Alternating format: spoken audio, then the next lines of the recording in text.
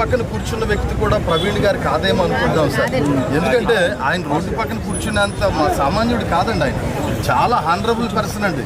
ఏమండి ఒకవేళ రోడ్డు పక్కన కూర్చోవలసి వస్తే ఆయన ఎవరికో ఏదైనా ఎలా ఆయాసం వచ్చి ఏదో వచ్చి కూర్చుంటే ఎవరికో ఫోన్ చేస్తాడు కదా ఆయన.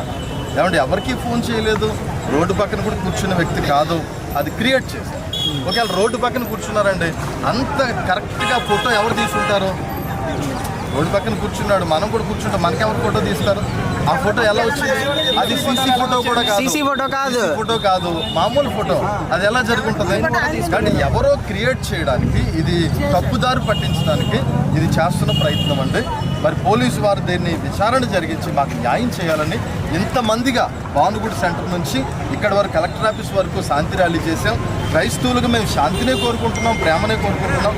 దీని విషయంలో తన భార్య బిడ్డలు కూడా వారిని ఎవరు చంపారో వారిని క్షమించారు కాబట్టి మేము కూడా క్షమిస్తాం. కానీ మాకు న్యాయం జరగాలి.